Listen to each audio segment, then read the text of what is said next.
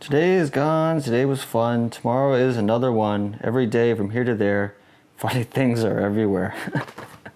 I love that book. Oh, hey!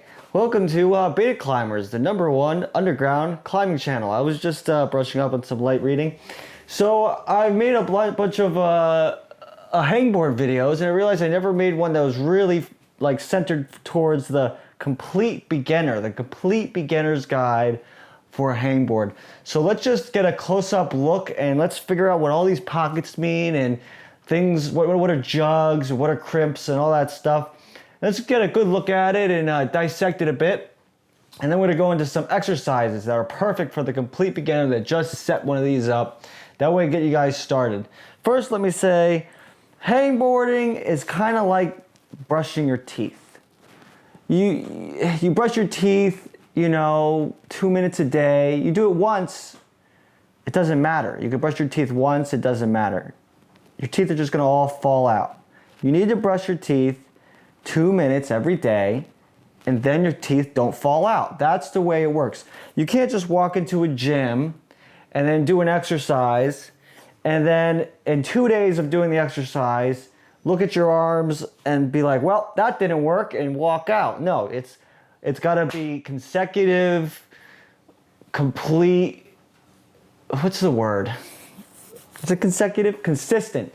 You need consistency with hangboard training. And what's amazing about a hangboard is that you don't need to be on it for hours and hours like these people do it, like, what are they called? They're called gym rats, where they go to the gym and they spend the better part of the day, you could see gains on a hangboard with just less than 30 minutes a day. And if you're not a pro athlete, you don't have to spend much time at all. And slowly, just like brushing your teeth, 2 minutes a day here, maybe 5 minutes a day there, you slowly start to gain the tendon strength in your arms. It doesn't take much. It just takes consistency.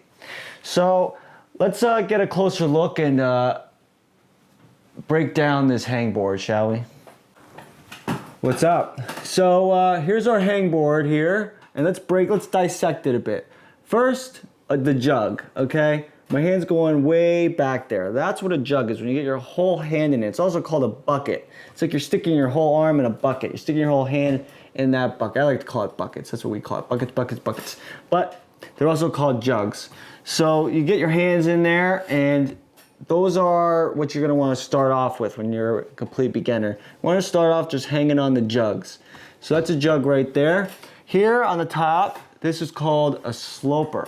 So your hand goes on there, and you're being held by the friction of your skin gripping onto the wood or whatever type you're using. Now, you could get wood hangboards, you can get composite material type hangboards. Wood's good because if you're working out inside a house where it's kind of hot, the wood kind of absorbs a little bit of your sweat, which is nice.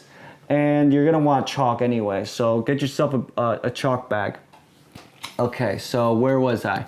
Right, so these little slotted out parts are for different size finger holds. Okay, so here you see you can't fit all your fingers in there, so this is more of a 3-finger pocket, just like that. You can fit less, you can fit more. They also vary in depth, so you'll get more pads of your finger on a deeper pocket and less on a shallow pocket. That's kind of obvious. These are pretty deep, these are pretty shallow, okay? You also have ones where you can only fit 2 fingers in, and this is more advanced stuff. What we're gonna start out with is just the jugs, the slopers, and maybe we could get into these pockets where we could fit all our hands in. Okay, so that's basically the breakdown of what's on a hangboard and how to use it. Of course, as you progress, you could be hanging on one arm on things, and I got a whole bunch of videos on how to do stuff on that, and I got more to come. So subscribe if you're interested.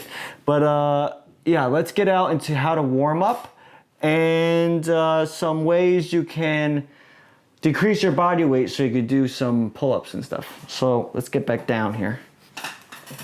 Okay, so now that we broke down the parts of a hangboard, here's another thing. You might want it a little bit lower if you're just starting out, because I have to jump up there to get it. So if you had it so it was like, if you're a complete beginner, we could just grab onto it at a height where you could just grab it and then lift your feet up. That's okay. But when I'm doing pull-ups and stuff, and I like my legs straight down and I don't like my legs hitting the ground. So I like mine a little higher, but if you're just starting out, you're probably gonna want it in a place where it's lower. So how do we start? Well, you gotta warm up first. That's really crucial as you get a proper warm up. For me, a proper warm up would be just jumping onto the jugs. But for you, if you're just starting out on jugs, a proper warm up might be doing some push-ups, some jumping jacks, getting the blood flowing, stretching like that, you know, okay? And then what you're gonna do is you're gonna get yourself, so here's the beginner's secret weapon, an exercise ball. So you take an exercise ball and you balance on it. This will also increase your balance. You balance on that. Oh. It's like I'm already climbing. Oh. Okay, so there we go. Now, you get onto here, and look at this. You just bounce like that. 1, 2, 3, 4. Okay, so obviously that doesn't work. Let's try something else. Okay, so some people recommend you get yourself a strap like this one. And then you tie, what do you tie? You just tie an overhand because what the hell? Tie an overhand on there. Bam. There we go. There we go. Okay. Now what you're gonna do is you're gonna stretch it, get your foot in there. Okay? And now, you have something that's taking some weight off. Be sure not to, Okay, so obviously your best bet is just to grab your normal household chair, okay? So you're gonna grab your chair and you're gonna stand up, and what you're gonna do is not even put all your weight on it because we're warming up here. So you just grab your chair and then you just do one of these, okay? Now the thing is, you only have to hang for about 12, 14 seconds. Just hang on there, count to 12. Another thing you're gonna wanna need is you're gonna want a little cell phone. I actually need to add something where I can stick my cell phone on there. But another thing you're gonna want with your hangboard is a cell phone. So you get your little cell phone, you put that there. That's your little timer, okay? You hit boop, you hit the start, hang for 12 seconds. Oh yeah, that feels good. Okay, good. Now we stretch our shoulders out, turn off the timer obviously so you know how long you did it, and then you just do that about 6 times, and then you could do about 3 reps of that, and then bam, you've started your journey as a true hangboarder. That's really all you need to do to start. Just do that. Just do sets, hang for 12 seconds, and then after a while you could just kick the chair and you could just do one of these hangs. Okay? Now, if you're saying, but Josh, I want to do pull-ups, Josh. This is how you start doing pull-ups for the complete beginner that can't even do a pull-up. Okay? I do have a video on how to decrease your weight, and that's why this is here. But another way you could do it, and this is how I started doing one-arm pull-ups. This is the way I did it.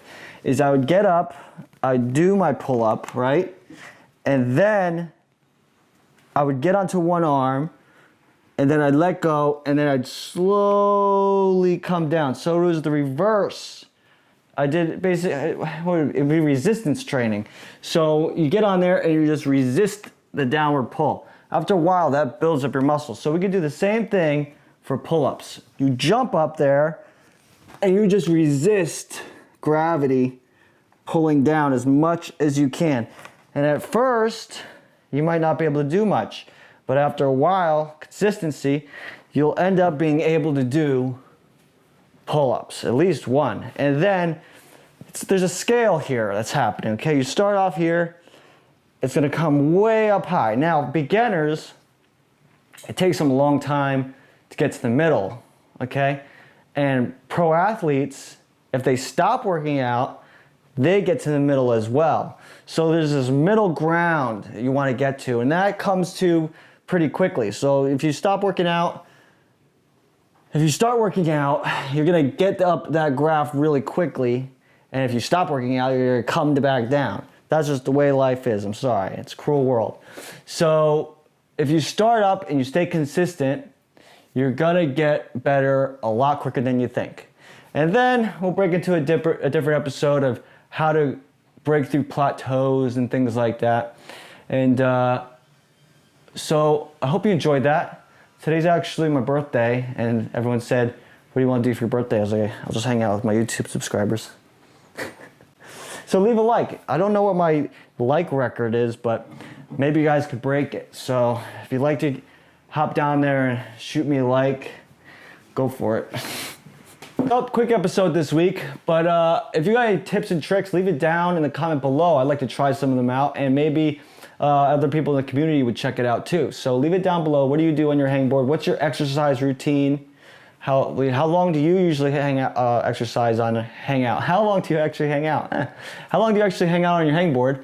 And leave that down below, and I'd be interested in checking that out. I wonder if I do one finger pull-ups on that. Yeah, wow, okay. That's probably a bad idea. If you, see, that's how you get injured. You do something like that too quick, you're not warmed up, you fall and your finger snaps off, and you just, you know, that's not a good idea. Being warmed up is number one, and number two is not trying to do things too fast, too soon. Slow progressions is the way to go. Just start out hanging on the jugs, then you can move to the pockets. This is probably the most craziest, unsorted episode on YouTube. Very unorganized, but it works, okay? It's like, you ever have that guy that you know, and his shop looks like a complete disaster, but he runs in there and he's able to grab the wrench he needs? That's exactly how this is, okay? I'm the guy who's running, you run into my shop, you're like, Josh, I need a wrench. I run it, I could just reach in a bag and pull out the wrench. I know exactly where it is, okay? And that's what we're gonna do here. You're gonna...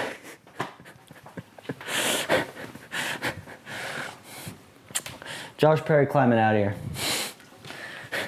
And I just wanted to say thank you. Thank you.